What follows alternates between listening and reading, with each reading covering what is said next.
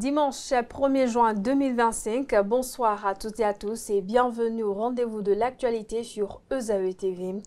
Le général Abdourahmane Tiani a affirmé ce samedi 31 mai 2025, à travers un entretien accordé à la télévision nationale du Niger, que la frontière entre son pays et le Bénin restera fermée. Selon lui, le Bénin accueille toujours des militaires français dont l'objectif est de déstabiliser le Niger. Le général Tiani précise toutefois que son pays n'a rien contre le Bénin. On en parle plus en détail dans ce journal. Les membres du gouvernement béninois ont pris part cette semaine à un séminaire gouvernemental tripartite entre le chef de l'État, le président de l'Assemblée nationale et le président du Conseil économique et social. L'objectif de ce séminaire est de poser les bases d'une feuille de route pour un CES réformé, désormais appelé à jouer un rôle clé dans le développement économique et social du pays. Des précisions dans ce journal. 33e journée de la Ligue professionnelle de football à saison 2024-2025. Vous suivrez dans quelques instants le récapitulatif des résultats des différentes rencontres pour le compte de cette journée.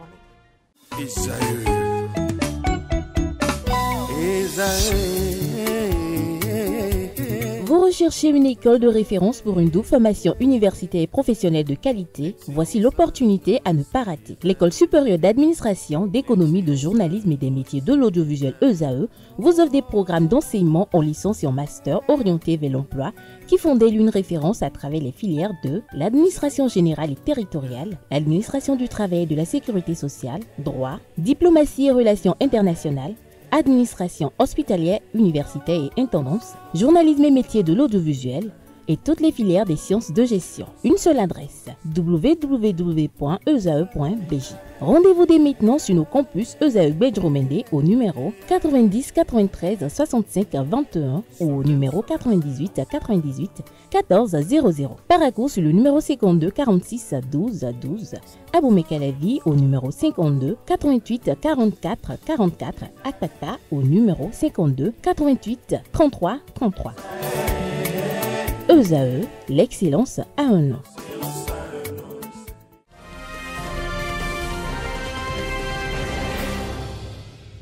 À nouveau, bonsoir. Merci de nous préférer pour vous informer. À travers un entretien accordé à la télévision nationale du Niger, le général Abdourahmane Tiani, chef de l'État nigérien, a affirmé ce samedi 31 mai 2025 que la frontière entre son pays et le Bénin restera fermée.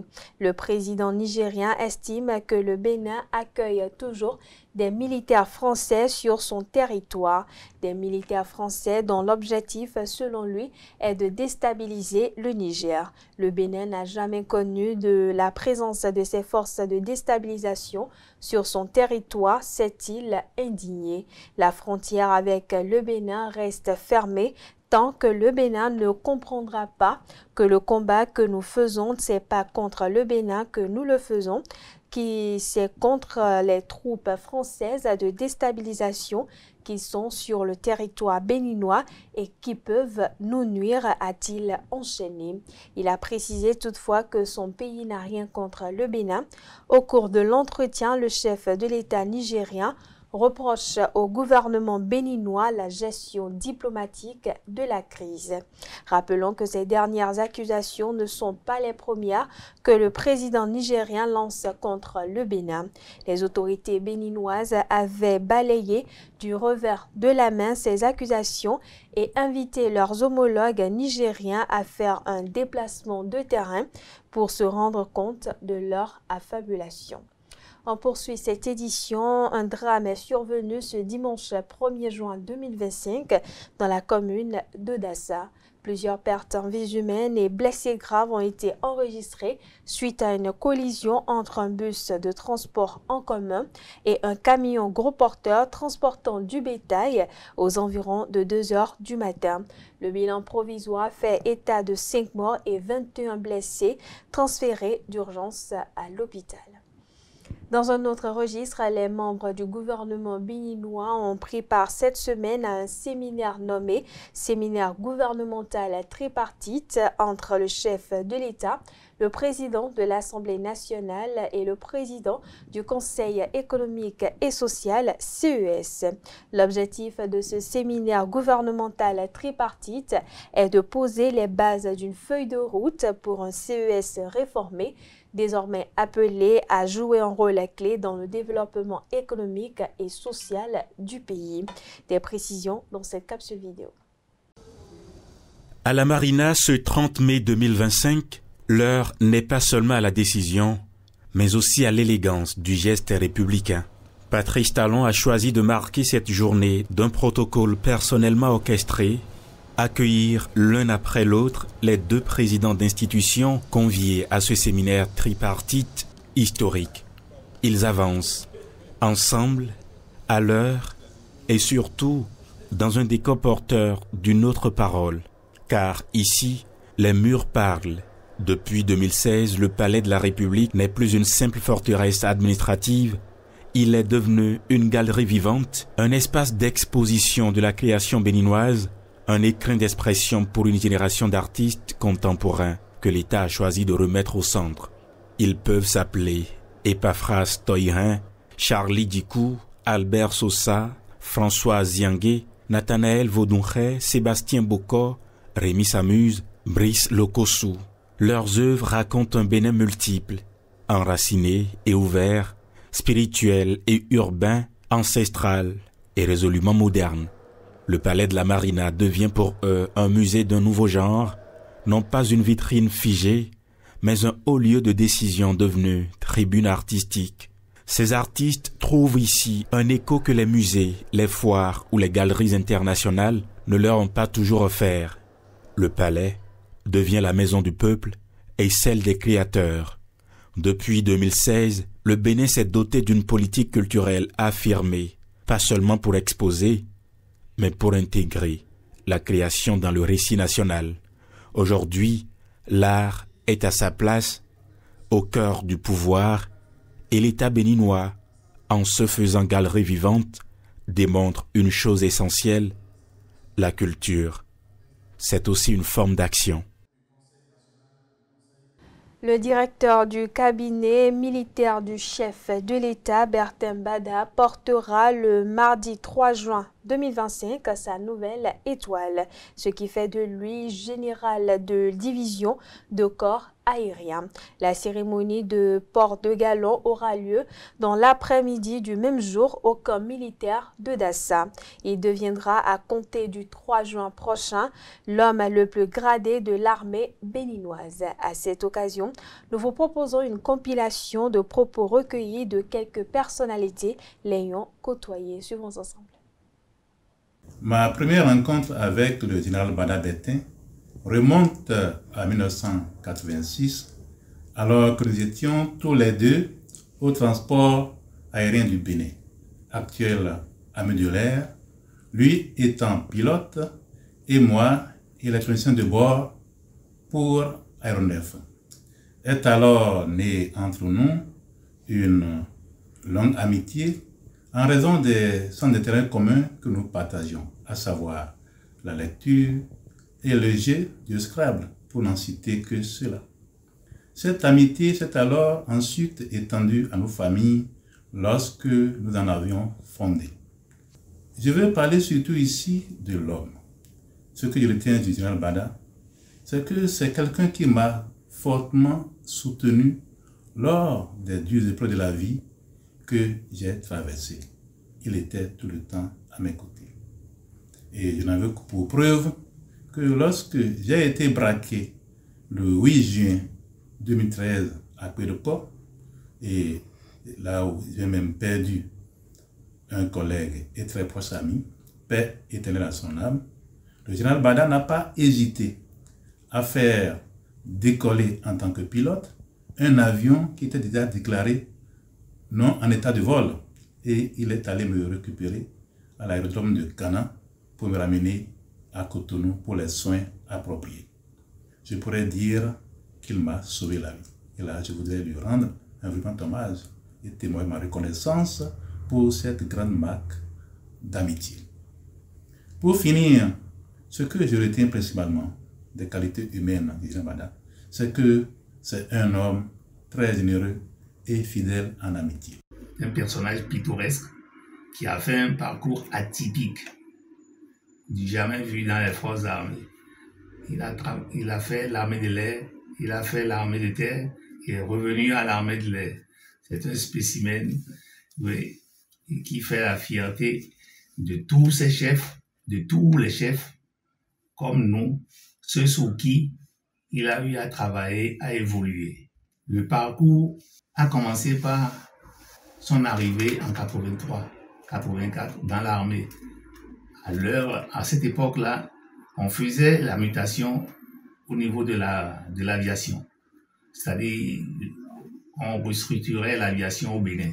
Il y avait Air Bénin, Transport aérien du Bénin, les militaires et les civils, comment faire pour rentabiliser les choses, c'était en vue.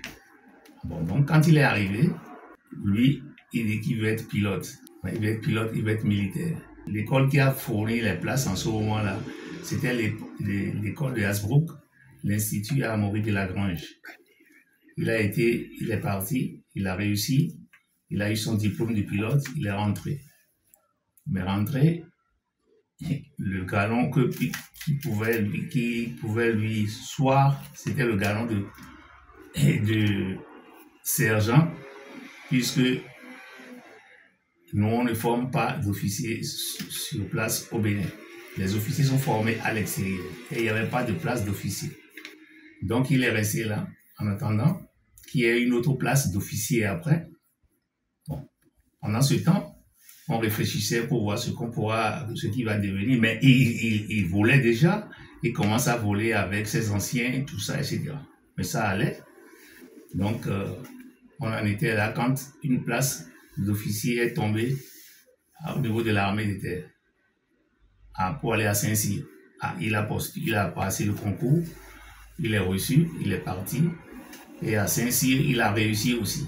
Quand il a réussi à Saint-Cyr, on fait une application à la fin. Il a fait l'application de matériel, ce qui lui a permis à son arrivée au Bénin d'être affecté à la DEMAT. Et il a travaillé à la direction du matériel de l'armée de terre. Ensuite, il s'est fait affecter, muter aussi à la garde républicaine pour l'infanterie. Bon, donc il faisait son parcours. Comme il n'aime pas rester tranquille, il a commencé déjà par chercher encore ce qu'il va faire. Il a trouvé qu'il y avait des heures creuses à la garde républicaine qu'il pouvait mettre à profit en allant voler à l'escadrille nationale. Il a demandé, quand il a demandé, nous aussi ça nous a fait plaisir, et puisque à l'escadrille, nous on l'aime bien, on aime bien sa façon de travailler, sa façon de servir, c'en est un élément. Il est venu, et puis quand il a commencé à voler petitement, on l'a nommé chef de l'escadron avion à la division vol. Ça allait très bien. Et lui aussi, il a commencé par renouer il retrouve son nouvel amour avec l'aviation, tout ça. C'est comme ça qu'il commence à s'installer à l'escadrille. Il s'installe à l'escadrille, bien. Et de là, on le nomme conseiller aide de la haute autorité chargée de la défense. Il est resté un moment, et puis après, on l'a nommé chef d'état-major des forces aériennes. Dans le cadre de la restructuration qui était en cours, chef d'état-major était maire. Voilà. Il a été nommé là-bas, il a servi, il a restructuré, il a réorganisé ce qu'il pouvait, il a mis de l'ordre à sa manière, à la bonne satisfaction de tout le monde. Et on l'a nommé directeur de cabinet militaire du président de la République. Là, ça a resté. C'était très bien, il est parti. Voilà, c'est un élément, c'est un spécimen qui mérite d'être cité en exemple. Mais il faut noter que pendant qu'il évoluait à l'armée de terre, brigade présidentielle, et à l'armée de l'air, il revient ici, il va là-bas, etc. Il n'a jamais omis de pratiquer toutes les formations et intermédiaire, les formations continues du personnel. Il suivait les cours de perfectionnement officier. Il a suivi son cours de capitainerie. Il a suivi le cours d'état-major. Il a suivi le cours de l'école de guerre. Il a l'IHEGN, l'Institut des hautes études stratégiques et de défense. C'est quelqu'un qui donne entière satisfaction. Voilà où on en est avec Bada. Si on doit parler de lui, on ne finira pas. On ne finira pas avant la nuit. On continuera d'en parler et puis on va rentrer dans des petits détails. Voilà l'essentiel de Bada. Et en dehors de ça, on peut quand même ajouter que d'une personnalité sur le plan social, très social, très humain et altruiste. Il a toujours assisté les gens et assisté les autres. Il est respectueux des anciens. Chaque fois, il ne veut même pas se départir des anciens, il les appelle parfois anciens. Venez, j'ai quelques préoccupations, je vais vous demander ci, je vais vous demander ça. Lui n'est jamais grand pour tout connaître. Il demande toujours aux anciens. C'en est un d'élément, c'en est un de chef. Voilà ce que je peux dire de Bada. En ce qui concerne les galons, quand les galons commençaient par tomber, on a nommé les gens dans les forces armées. C'est normal qu'on le nomme. Il y a eu général de brigade, général de division et général de corps aérien. Il était là, général de division, c'est très bien. Il a le général 4 étoiles maintenant. Ça fait vraiment plaisir. Et on ne peut que lui demander, sur cette lancée, on lui souhaite bon vent. On lui souhaite la cerise sur le gâteau, qui sera le général 5 étoiles, corps d'armée. La Banque africaine de développement BAD a désormais un nouveau président. Il s'agit de Ouldeta Sidi, élu ce jeudi au siège de l'institution à Abidjan, en Côte d'Ivoire. Ouldeta Sidi a été élu le jeudi dernier au siège de l'institution à une écrasante majorité de plus de 16% des voix après 3 tours de scrutin face à ses 4 autres candidats.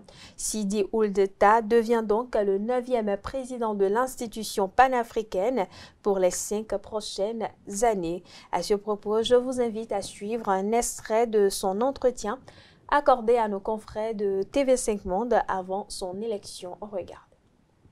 J'ai développé une vision qui s'articule autour de 4 points cardinaux. Le premier point cardinal est relatif à l'augmentation sensible des ressources mobilisées pour le financement et le développement en Afrique avec un multiplicateur de 10. Et deuxièmement, reformer l'architecture financière africaine. Je compte fédérer toutes les institutions financières africaines autour de la BAD. Et troisièmement, utiliser la démographie de l'Afrique pour développer une croissance soutenue du continent et bien sûr améliorer la valorisation des ressources naturelles du continent africain à travers la mise en place d'infrastructures adéquates susceptibles de créer les conditions favorables au développement d'une industrie africaine qui permet de créer de la valeur ajoutée et créer des emplois. Aujourd'hui, le volume des opérations de la BAD se tourne autour de 10 milliards de dollars d'approbation par an, avec 5 milliards de décaissements. Aujourd'hui, en mobilisant les partenaires de la BAD, on est quand même capable de multiplier par 10 le volume de financement actuel de la BAD. L'Afrique a besoin de donner une importance plus grande au secteur privé, et le rôle du secteur privé, jusqu'à présent, au niveau de la Banque africaine de développement, n'est pas suffisamment pris en considération. Et donc, mon objectif, c'est d'augmenter le volume des financements accordés au secteur privé, d'attirer des partenaires susceptibles de contribuer au financement du secteur privé, en particulier les fonds souverains et les fonds de pension, mais aussi des ressources concessionnelles comme celles qu'on pourrait mobiliser auprès du groupe de coordination arabe, qui est constitué de 10 institutions financières arabes qui octroient des crédits très concessionnels. Parlons toujours de l'élection du nouveau président de la Banque africaine de développement. Que retenir concrètement du parcours de cet ancien ministre mauritanien et 9e président du groupe de la Banque africaine de développement? Élément de réponse dans cette capsule vidéo que nous propose ESAE TV.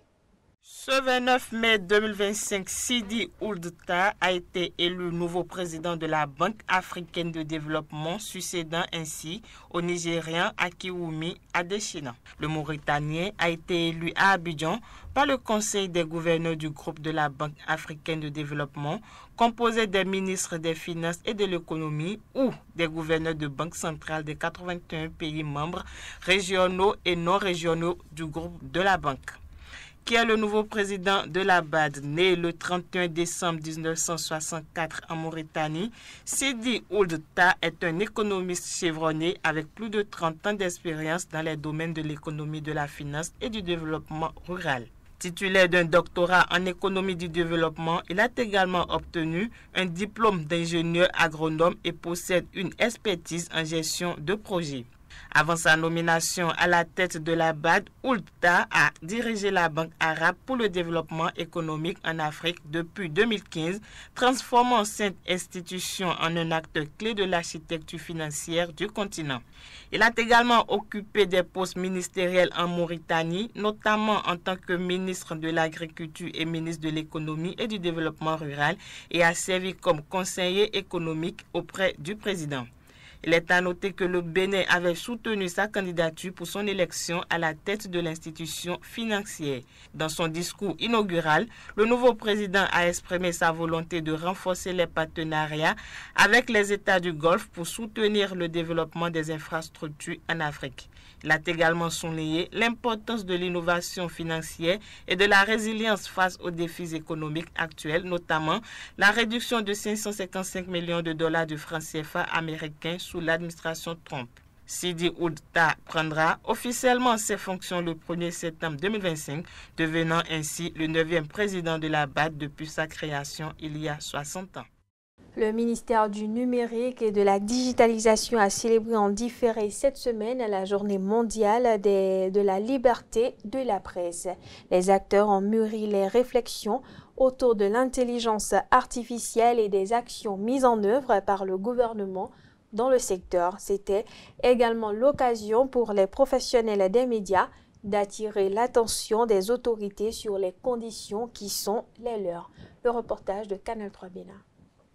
Le journaliste béninois aujourd'hui n'est pas libre d'aborder tous les sujets. C'est le ministère du Numérique et de la Digitalisation qui tient les ficelles de cette commémoration de la Journée mondiale de la liberté de la presse. Les acteurs du monde des médias et les partenaires harmonisent à cette occasion les réflexions autour de l'importance de la liberté d'expression perçue comme un pilier majeur de la démocratie. La liberté de la presse ne se résume pas à l'absence de censure.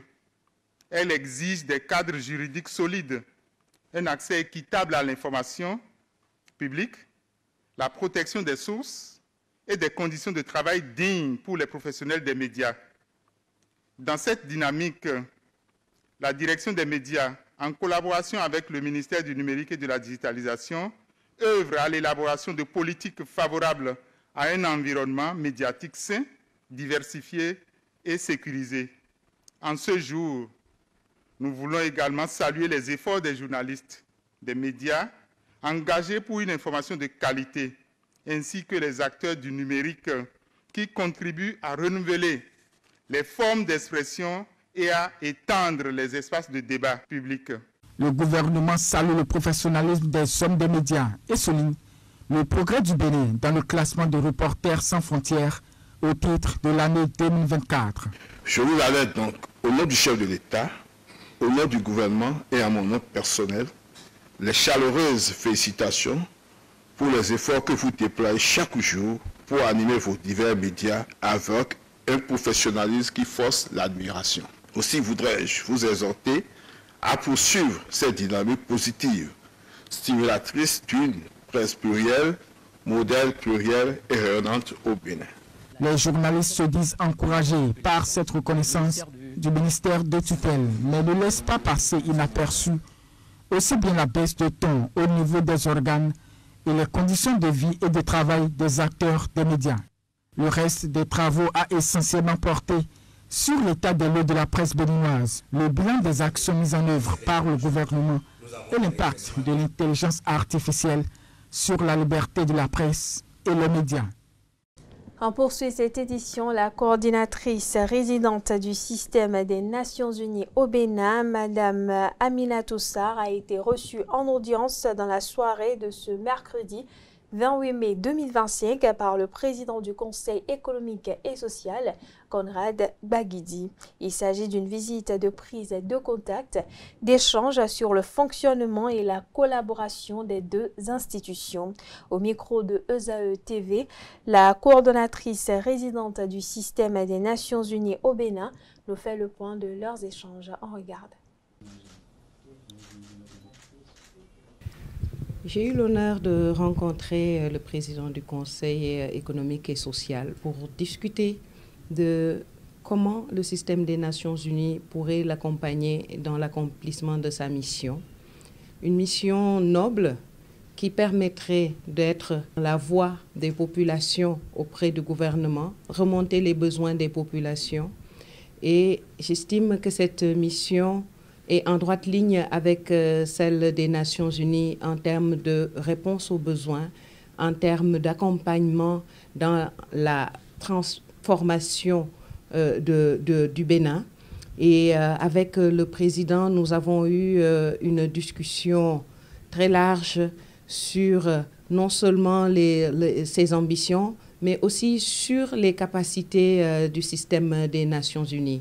Et les capacités, ce n'est pas seulement le bureau de la coordonnatrice résidente que je suis. Les capacités, c'est aussi la diversité des agences qui travaillent au Bénin dans divers domaines. L'UNICEF sur les droits de l'enfant, le PNUD pour tout ce qui est autour du développement, le programme alimentaire mondial, la FAO, l'ONU-SIDA, l'OMS, autant d'agences, et j'en ai pas cité tout, mais qui peuvent et qui doivent accompagner le Bénin dans sa vaste ambition de transformer le pays pour le bien-être des populations. C'est ainsi qu'avec le président, on a évoqué l'idée de s'asseoir autour d'une table pour pouvoir traduire concrètement ces ambitions-là en action, de comment le système des Nations Unies et le Conseil économique et social pourraient ensemble travailler sur des petits axes qui permettraient d'améliorer sensiblement et d'impacter la vie des populations béninoises. C'est une invitation que j'ai accueillie avec grand plaisir parce que c'est une invitation qui vient encore donner l'opportunité au système des Nations Unies de faire la démonstration de sa capacité à accompagner de façon substantielle le gouvernement, le Bénin et aussi le Conseil économique et social dont il est le président.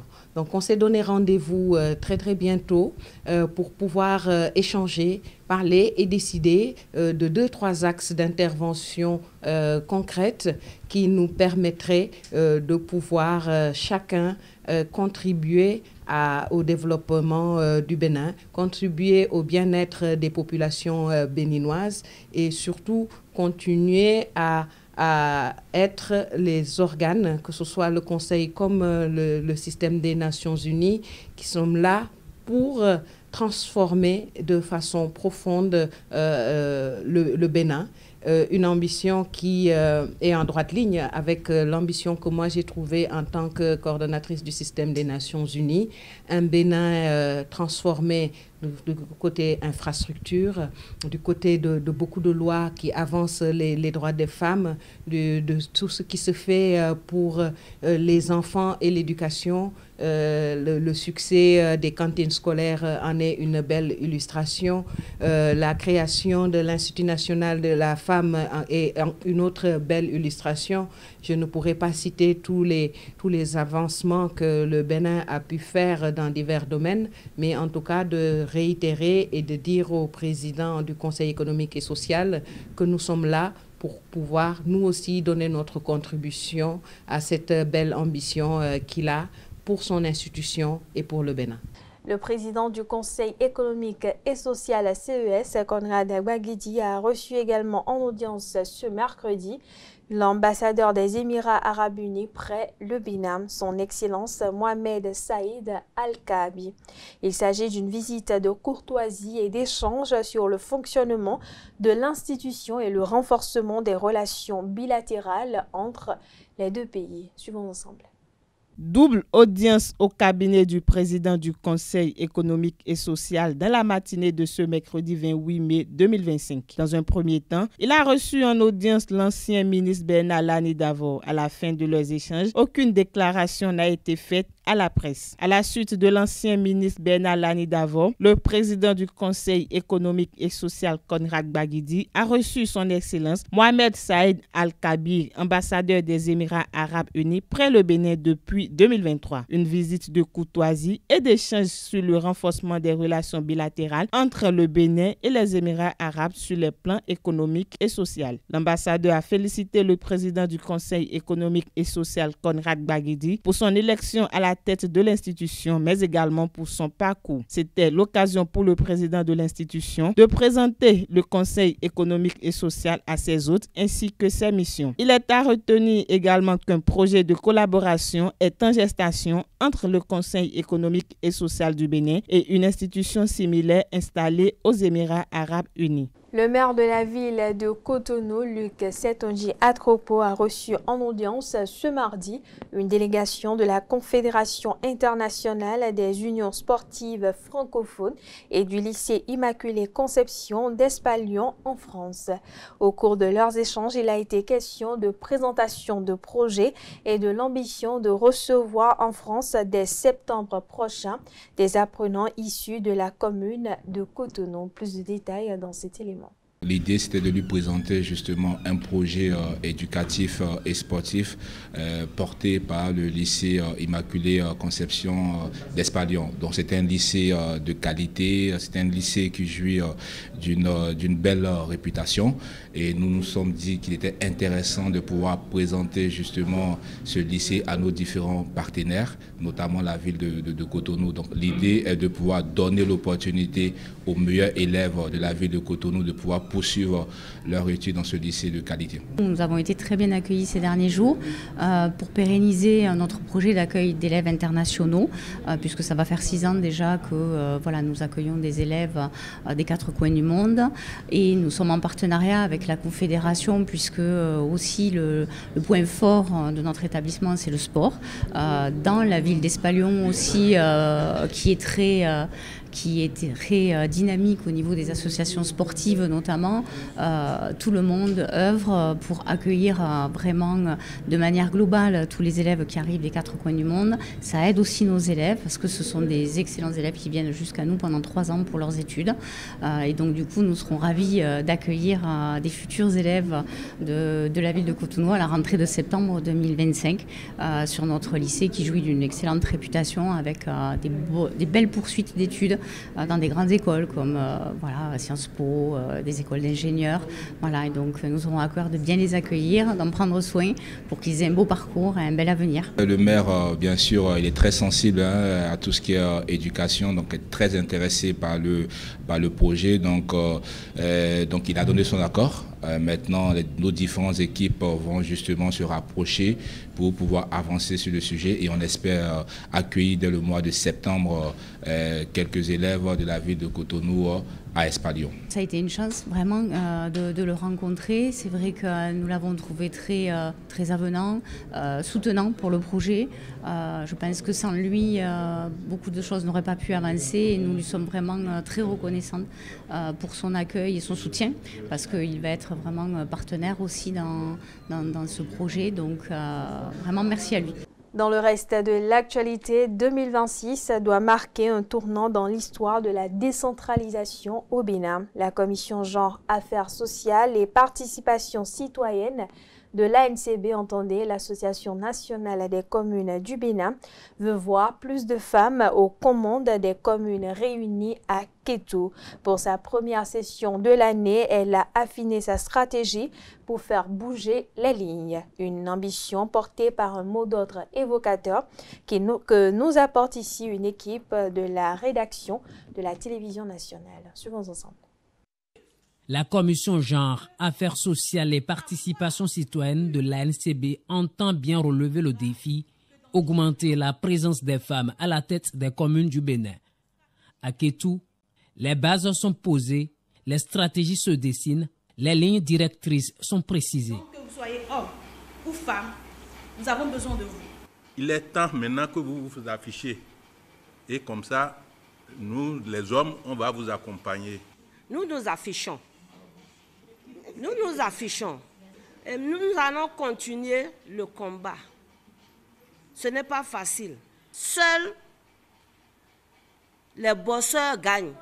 1435. Les données exposées sont sans appel. Depuis le début de la décentralisation, peu de femmes ont accédé à la fonction de maire.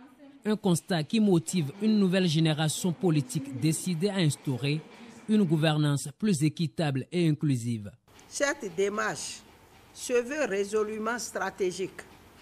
Elle vise à doter notre commission d'une feuille de route claire et partagée en soutien au plaidoyer 26-26 porté par le réseau des femmes élues locales d'Afrique, chapitre du Bénin, Réféla Bénin. Pour la commission de l'Association nationale des communes du Bénin, le gouvernement a ouvert la voie. Il revient désormais aux formations politiques de concrétiser la vision. Et puis on parle éducation à présent. Le ministre de l'Enseignement supérieur et de la Recherche scientifique, Éléonore Yahi Ladécan, et son homologue des enseignements secondaires, techniques et de la formation professionnelle, Véronique Toyifodé, ont effectué une descente au lycée technique Koulibaly ce mercredi. Objectif, constater l'effectivité de la composition des épreuves pratiques du baccalauréat 2025. Le point dans ce reportage a signé ESAE TV. Descente de la ministre de l'Enseignement supérieur et de la Recherche scientifique et de son homologue des enseignements secondaires, techniques et de la formation professionnelle au lycée technique Koulibaly. Objectif, constater les compositions des épreuves pratiques de l'examen du baccalauréat, session unique de juin 2025. Nous avons pu observer sur les filières qui se déroulent ici que tout se passe bien. Donc nous avons quand même regardé l'état de matériel et également comment nos candidats pratiquent donc, ce qu'ils savent, ce qu'ils ont appris.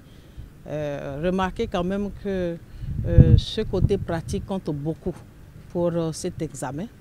Et quand vous savez la place que le gouvernement de son Excellence, le président Patrice Talon, accorde au volet pratique, au volet technique dans nos enseignements, vous comprenez combien il nous a plu de rester suffisamment pour apprécier cette progression.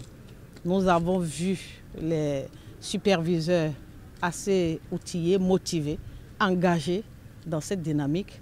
Ces épreuves pratiques regroupent 8178 candidats répartis dans 10 centres de composition sur le plan national dans les séries E, mathématiques et techniques, EA, eau et assainissement, F1, construction mécanique, F2, électronique, F3, électrotechnique, F4, génie civil et G1, technique administrative. Un nombre qui a doublé depuis 2021 et surtout depuis l'adoption de la stratégie nationale de l'enseignement technique et de la formation professionnelle. Le nombre d'inscrits ne fait que s'accroître ces dernières années. Depuis l'adoption de la stratégie nationale de l'enseignement technique et de la formation professionnelle, il faut dire que la question de l'employabilité des formés est une question essentielle. Donc les structures d'encadrement essayent vraiment au mieux, s'activent en tout cas, pour créer des conditions pour des pratiques professionnelles améliorées. Et je voudrais aussi rappeler que l'objectif général de la stratégie nationale de l'enseignement technique et de la formation professionnelle, c'est de former des professionnels épanouis et aptes à répondre aux besoins d'une économie stable, durable et inclusive. Les candidats poursuivent donc les épreuves pratiques jusqu'à la fin de la semaine. Les épreuves écrites auront lieu en juin avec tous les autres candidats dans toutes les autres filières. La première session ordinaire de la Commission nationale de concertation, de consultation et de négociation collective au titre de l'année 2025 s'est ouverte ce jeudi 22 mai 2025 à Cotonou. La rencontre s'est tenue en présence des représentants des partenaires sociaux et d'une forte délégation gouvernementale conduite par le ministre d'État chargé du développement et de la coordination de l'action gouvernementale, Abdoulaye Biochane, président de la dite commission. Au micro de ESAE TV, le deuxième secrétaire adjoint de la Confédération des syndicats autonomes du Bénin, CSA Bénin, Michel Zohonkon, nous fait le point des sujets abordés lors de cette rencontre. D'abord, avant le démarrage, les confédérations et centrales syndicales ont lu des lettres de protestation contre la violation des libertés syndicales que nous avons constatées et qui se traduit par l'encerclement de la bourse du travail, l'interdiction de manifestations des travailleurs et l'arrestation surtout des représentants syndicaux et des secrétaires généraux. Donc nous avons protesté contre ça et nous avons demandé même au gouvernement de prendre un engagement pour bannir ces violations parce que nous avons un creuset de négociation. Nous avons un creuset comme cette commission où nous pouvons échanger sur nos différends. Donc il ne s'agit pas d'utiliser un rapport de force pour attaquer l'autre alors que nous sommes des partenaires sociaux. Donc ça c'était au démarrage, mais je vous avoue que ça n'a pas joué sur l'ambiance des négociations. Nous avions 14 points de négociation, 14 points dont 7 pour le privé et 7 pour le public. Donc au cours de la première journée, nous avons abordé les 7 points du public. Et parmi ces 7 points, il y a 3 points qui viennent du patronat et 4 qui viennent des confédérations. Donc c'est sur ces 4 que nous allons échanger parce que les 3 autres viennent du patronat et les 4 viennent des confédérations. Donc je dirais parmi ces points, il y a la révalorisation des salaires après l'augmentation du SMIC. C'est une revendication qui date de 2014-2015. Donc 10 ans après, nous n'avons pas eu de satisfaction. Nous l'avons ramenée. Alors, elle consiste en quoi? Juste après l'augmentation du SMIC, vous savez, dans les entreprises, la grille est hiérarchisée en fonction de la classification. Donc, dès qu'on augmente le plus bas, le SMIC, les employeurs n'aiment plus augmenter les autres. Donc, on veut juste augmenter le plus bas, alors que chacun est positionné dans la grille suivant ses attributions, suivant ses responsabilités. Donc, nous avons demandé à ce qu'on augmente, chaque fois qu'on augmente le SMIC, il faut que les entreprises fassent pareil pour les autres couches socio-professionnelles. Ce qu'ils ne font pas. L'État croit en la bonne foi de ses employeurs, mais malheureusement, ils ne le font pas.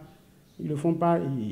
Ça date de 10 ans. Il y a l'augmentation de 2014. Il y a l'augmentation de 2022, sans que les autres couches ne puissent aussi bouger pour faire face à la cherté de la vie.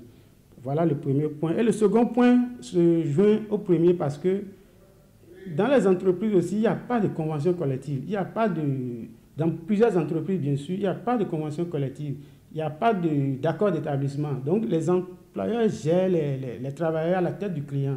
Donc, il faut un cadre formel. S'il y avait ce cadre, ça aurait pu régler le premier problème parce qu'au cours des révisions de ces accords d'établissement, on pouvait faire des augmentations. Ça pouvait avoir une incidence financière. Malheureusement, ça ne se fait pas. Donc, nous avons demandé une formalisation dans toutes les entreprises de ces accords d'établissement et conventions collectives. Et là, je pense que le gouvernement a cédé à cela, a donné des instructions pour que le ministre du Travail rencontre le patronat et que des accords d'établissement soient signés dans toutes les entreprises ou les conventions collectives. Donc voilà les 2 points que nous avons abordés sur les questions de rémunération. Après, il y a la question de l'ITS. Vous savez, l'ITS, c'est l'impôt qui est prélevé sur les salaires. Sur tout ça, c'est l'impôt qui est prélevé sur les salaires. Et c'est énorme pour les travailleurs. C'est énorme dans le mécanisme parce que c'est progressif. Plus vous montez en salaire et ça s'augmente. Ce qui fait que ça prend une bonne portion. À partir d'un montant, ça prend même 30%. Ça prend désormais les primes exceptionnelles, les dons en nature, ça prend tout. Donc ça ronge les salaires. Au même moment, ces travailleurs, déjà qui subissent l'ITS, qui rongent leur salaire, ils paient d'autres taxes, ils paient des taxes de maison, ils paient les taxes de véhicules TVM s'ils en ont. Donc, le fait que ça ronge le salaire, nous avons demandé à ce qu'on revoie les mécanismes pour soulager les travailleurs. Et le pire, c'est le mécanisme d'abattement, voilà, le mécanisme d'abattement, la mesure sociale d'abattement de l'ITS pour nombre d'enfants. C'est une mesure sociale qui est insérée pour que ceux qui ont plus de charges payent moins d'impôts. Mais malheureusement, le gouvernement est venu supprimer. Le gouvernement a supprimé ce mécanisme. Or, c'est une mesure sociale où un gouvernement de hautement social vient supprimer, ce qui fait que des gens ont perdu de l'argent parce que leur salaire a baissé.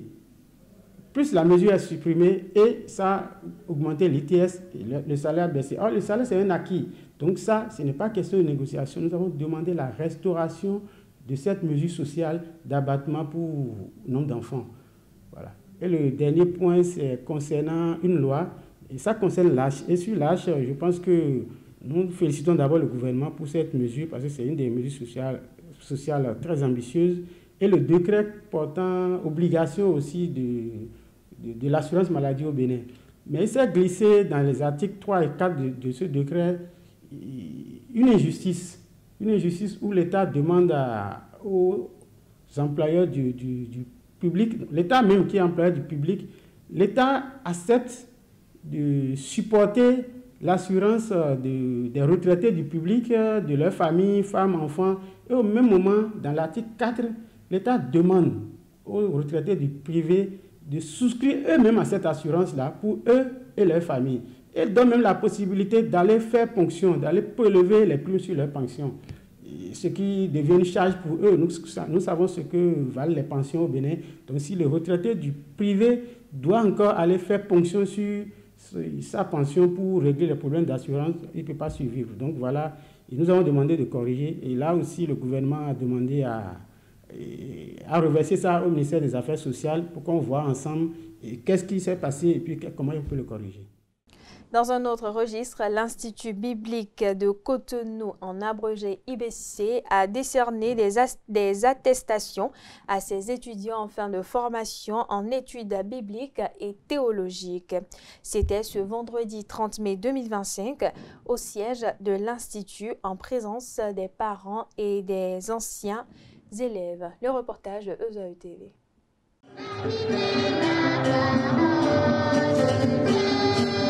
Pour enseigner la parole de Dieu, 75 étudiants ont préparé l'étape de la formation à l'Institut biblique de Cotonou, IBC.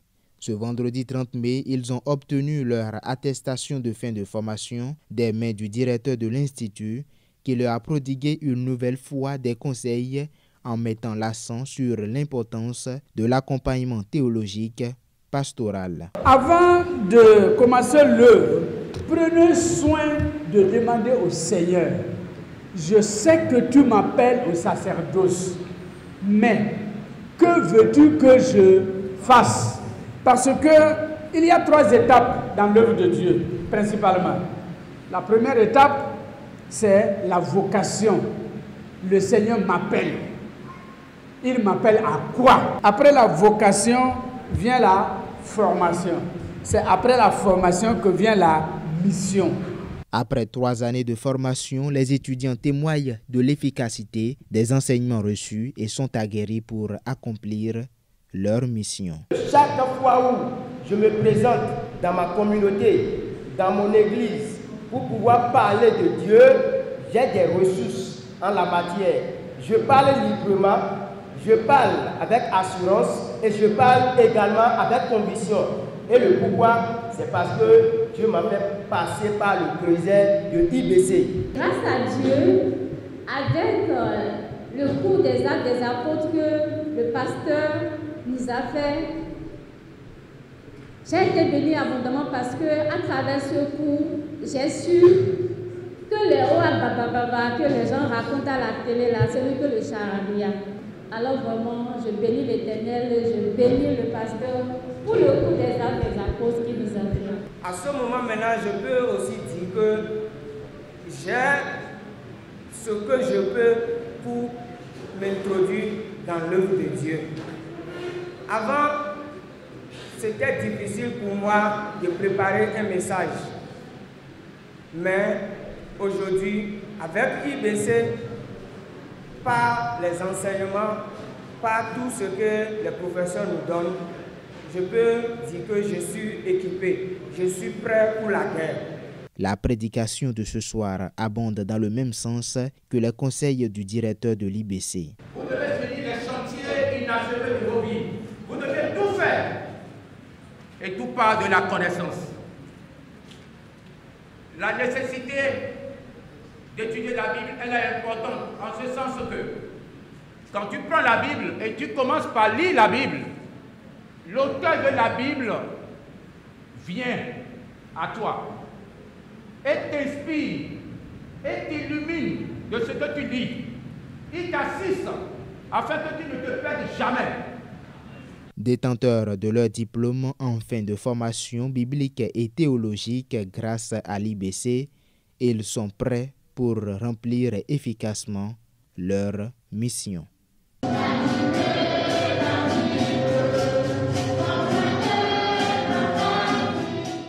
En prélude à la célébration de l'édition 2025 de la Journée nationale de l'arbre, la Direction générale des eaux et forêts a organisé une journée de réflexion sur les 40 dernières années de réalisation et de sensibilisation. Les grandes leçons à tirer dans le sujet, signé BNTV. Avant le lancement officiel de la Journée nationale de l'arbre au Bénin, les acteurs principaux s'offrent une brève pause pour regarder dans le miroir des 40 dernières éditions. La décision du Bénin est antérieure à la mobilisation de la communauté internationale. Parce que les conventions, les 3 conventions majeures,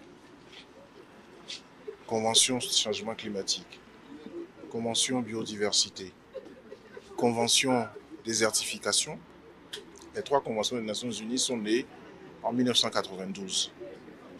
Donc bien après nous, bien après notre journée nationale de l'arbre. Ça veut dire que nous avions perçu le problème et avions décidé de l'attaquer résolument depuis 40 ans. Où en sommes-nous?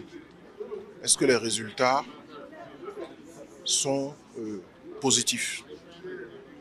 Est-ce que les fruits ont tenu la promesse des fleurs?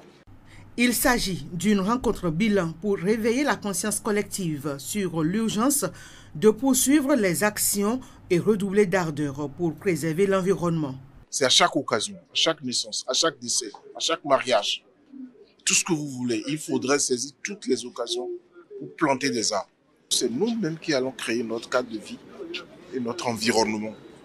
Tous les jours de l'année, c'est le 1er juin. Plantons des arbres. Dès ce 1er juin sera lancée la Journée nationale de l'arbre édition 2025, suivie de la campagne nationale de reboisement sur toute l'étendue du territoire national. Et puis on parle religion à présent. Ce jeudi, les chrétiens catholiques du Bénin, à l'instar de ceux du monde, célèbrent la fête de l'Ascension. Il s'agit d'une fête chrétienne célébrée le 40e jour après la Pâque. Elle marque la dernière rencontre de Jésus avec ses disciples après sa résurrection ainsi que son élévation au ciel. Que comprendre réellement de cette célébration? Anissé Yanvé, prêtre de l'Église catholique et chargé de communication de la conférence épiscopale du Bénin, nous en dit plus au micro de ESAE TV. L'Ascension, c'est une fête chrétienne. Ça fait partie des fêtes d'obligation pour les chrétiens catholiques. Et l'Ascension tient ses origines du latin, précisément le verbe ascendere, qui veut dire monter, gravir. Alors l'ascension, en fait, c'est la montée de Jésus vers Dieu son Père. Et cette fête est célébrée 40 jours après Pâques. Le Christ mort et ressuscité quitte ses disciples en continuant d'être présent à eux, désormais différemment, c'est-à-dire à travers les sacrements. Et donc, à travers l'Ascension, l'Église célèbre l'entrée de Jésus-Christ dans la gloire de Dieu le Père. Et c'est justement l'occasion à laquelle il dira à ses disciples, vous allez recevoir une force, celle du Saint-Esprit, qui viendra sur vous. Alors vous serez mes témoins jusqu'aux extrémités de la terre.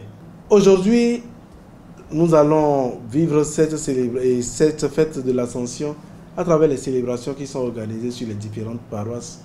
Et si une paroisse retient un programme particulier pour ses activités de foi chrétienne, pour ses activités paroissiales ou pastorales, c'est aussi très bien. Mais ce qui est sûr, ce qui est requis pour cette journée, c'est surtout la célébration eucharistique où nous commémorons la montée de Jésus dans la gloire de Dieu son Père. Donc c'est essentiellement ça. Il n'y a pas une autre, une autre manifestation particulière que cette grande célébration eucharistique prévue pour aujourd'hui. Mais si une paroisse retient de profiter de la journée pour organiser d'autres activités, et c'est toujours bien. On poursuit cette édition. Les actions sociales du gouvernement améliorent la vie des bénéficiaires, toutes catégories confondues. C'est du moins le constat fait par la ministre conseillère aux Affaires sociales et au Travail en visite dans le département de l'Ouémé. Elle s'est rendue à Porto Novo et dans les Agégués pour échanger avec les populations sur les différents projets et programmes sociaux de l'exécutif. Reportage signé BNTV. C'est par une séance de travail à la préfecture de Porto Novo que le ministre conseiller aux Affaires sociales et au Travail démarre sa visite dans le département de l'Ouémé. Madame le ministre, nous avons la pleine conviction que votre arrivée dans le département va contribuer fortement à l'amélioration et la revitalisation du secteur des affaires sociales et de la microfinance. À Porto Novo, les bénéficiaires du projet Suède, H et Azoli apprécient ces actions sociales du gouvernement qui impactent positivement leur quotidien. L'occasion est également saisie pour rassurer ceux qui espèrent les mêmes actions. Le projet H aujourd'hui qui travaille pour la protection sociale avec la carte d'assurance maladie qui permet d'avoir accès aux soins gratuitement. Donc pour vous qui n'aviez pas cette carte, sachez qu'il y aura une deuxième phase.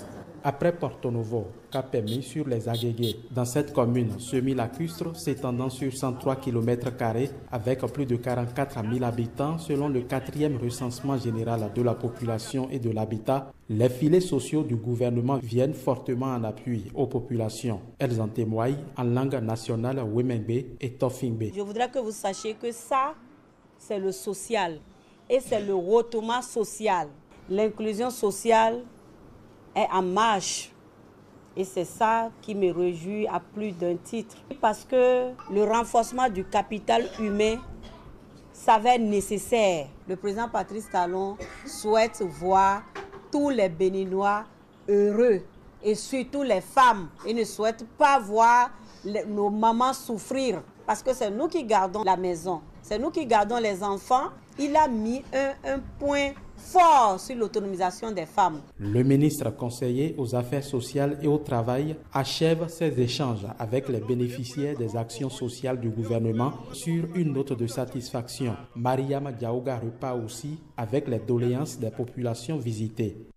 Dans le département du Zou, l'heure est à la sensibilisation des apprenants et responsables des établissements scolaires ainsi que centres universitaires situés au bord des voies.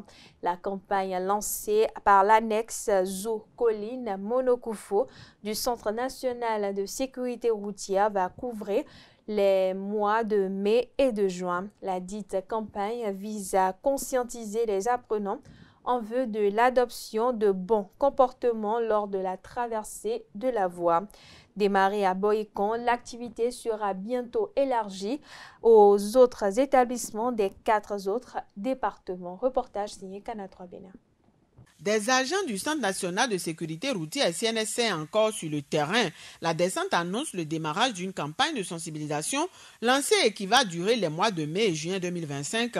L'opération conduite par l'annexe Zou Colline Monokoufo vise à sensibiliser les apprenants de même que les responsables des établissements scolaires et centres universitaires situés aux abords des voies publiques. En cette période sensible de fin d'année, vu qu'il n'y a plus trop d'activités académiques, les enfants disposent de temps pour s'amuser sur la voie, faire des traversées fantaisistes, jouer, faire également des animations qui ne sont pas de nature à encourager. Notre descente vise à conscientiser ces apprenants pour leur dire le Centre national de sécurité routière a bien démarré la rentrée avec eux tout en leur donnant des orientations stratégiques de bon comportement qui a permis un tant soit peu de garantir la sécurité des apprenants. Nous avons voulu maintenir ce cas pour que nous n'enregistrons pas des cas de tués parmi nos enfants. Pour cette première sortie à Boïcon, l'équipe du CNSS est rendue à l'école primaire publique de Verrou, puis au collège d'enseignement général 1. Les échanges ont été le cadre de rappeler aux membres de ces communautés scolaires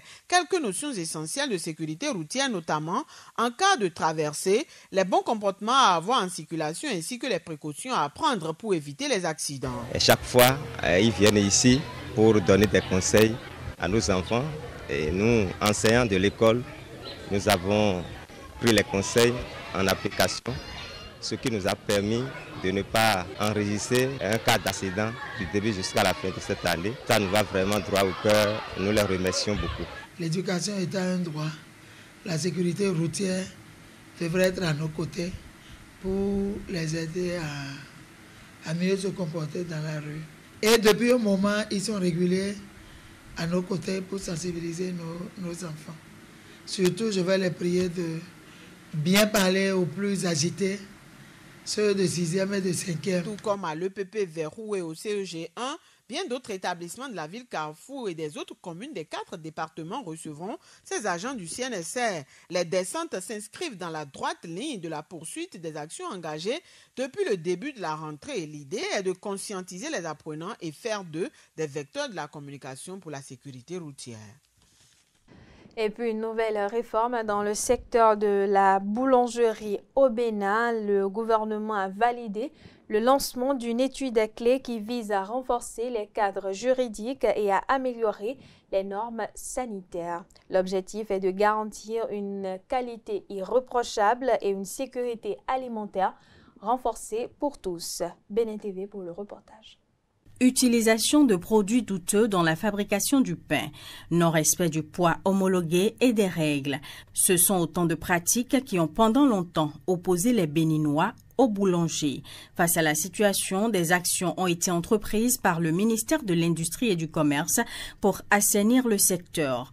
Tentative malheureusement infructueuse qui incite le gouvernement à prendre des mesures et engager des réformes, notamment la conduite d'une étude dans le cadre de la réforme du secteur béninois de la boulangerie. La réforme vise le renforcement des instruments juridiques existants ainsi que des normes sanitaires de qualité et de sécurité alimentaire.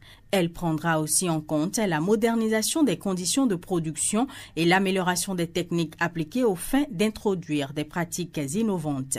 À la fin de l'étude, le ministère de l'Industrie et du Commerce va désormais disposer d'un guide technique d'installation d'une unité de boulangerie au Bénin, du guide des bonnes pratiques et des normes pour la production du pain, du mécanisme pour la détermination participative du prix du pain avec les acteurs du secteur, des instruments de détection et de mesure de substances à prohiber qui pourraient se trouver dans la farine de blé, la pâte de farine de blé et le pain. Le Bénin tend ainsi vers une révolution qui va à la fois moderniser le secteur et préserver la santé des consommateurs.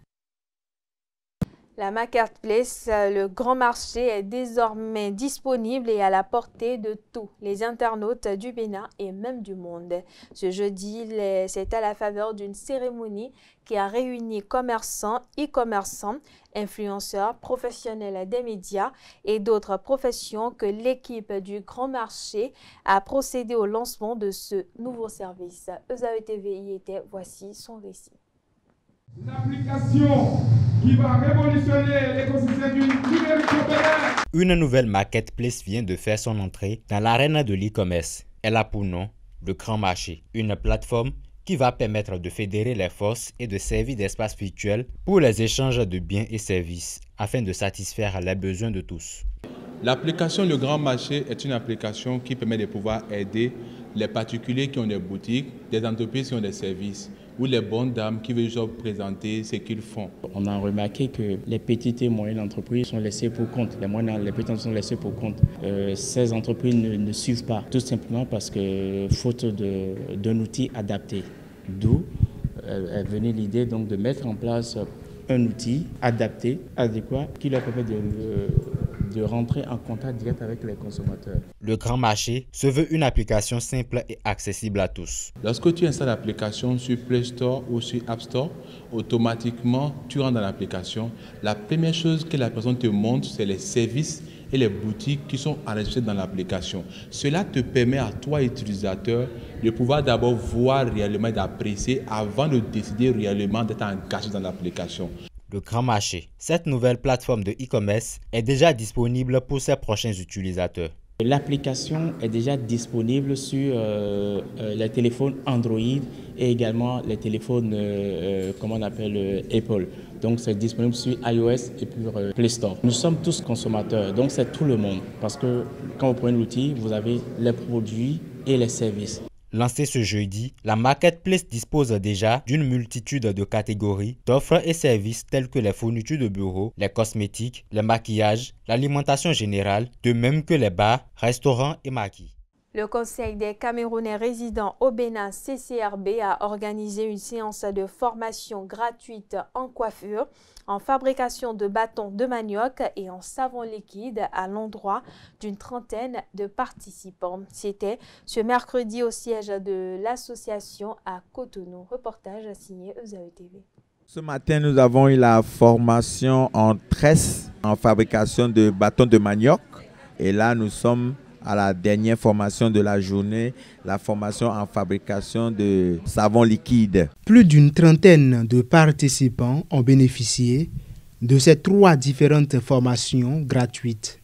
Une initiative du Conseil des Camerounais résidents au Bénin, CCRB. Nous sommes à l'extérieur du pays et pour être mieux aguerris, pour s'en sortir, il faut que chacun et chacune ait un petit savoir pour pouvoir avoir une source de revenus afin de survivre et surtout ne pas être oisif dans la terre d'accueil qui nous accueille. Nous avons commencé avec la théorie, maintenant nous sommes à la pratique. On a divisé le groupe en 3, donc l'objectif de cette pratique est qu'en quittant ici, chaque femme ou chaque homme pourra être en mesure de le faire à la maison. Et je vous informe que le savon liquide est très rentable. Les participants sortent de cette séance de formation prêts pour créer de nouvelles sources de revenus. Je suis très contente et très fière. J'aime bien ce qu'ils font ici, nous apprendre des choses en plus gratuites.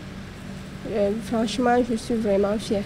Depuis 9 heures que je suis là, la formation elle est hyper bien, j'adore, j'aime, je kiffe en fait, elle se passe hyper bien, j'ai beaucoup appris aujourd'hui, j'ai beaucoup maîtrisé et je peux réaliser ce savon par moi-même. En fait. Je remercie vraiment la communauté camerounaise d'avoir lancé cette formation. Parce qu'à partir de cela, j'ai beaucoup acquis, beaucoup de connaissances et j'invite massivement d'autres à pouvoir y assister pour des formations à venir. Pour rappel, cette formation s'inscrit dans le cadre de la célébration de la fête nationale de l'unité du Cameroun. Et puis on parle de la Ligue professionnelle de football, la saison 2024-2025. Je l'annonçais d'ailleurs au sommaire de cette édition. Le récapitulatif des résultats des matchs de la 33e journée de la Ligue Pro. Adidja FC courbe l'échine face à USS Kraké. AS Police, quant à lui, s'impose 4-2 face à Requin FC. 2-0 pour Avranco OMN et Coton FC en faveur de Coton FC. 1-0 pour Ayema FC et AS Cotonou en faveur de AS Cotonou. Match nul pour Jacques FC et Asvo. Sitatunga FC s'impose 4-2 face à JSP. Aziza FC et Aspak FC termine 3-0 en faveur de Aspac FC. 2-0 pour Sobemap FC et Dragon FC. 3-1 pour Boa FC et Lotopopo FC en faveur de Lotopopo FC. Match nul pour Buffle FC et Dynamo Dabomey. Cavalier FC s'impose à 5-2 face à Beke FC. 3-1 pour Dadje FC et Panther FC.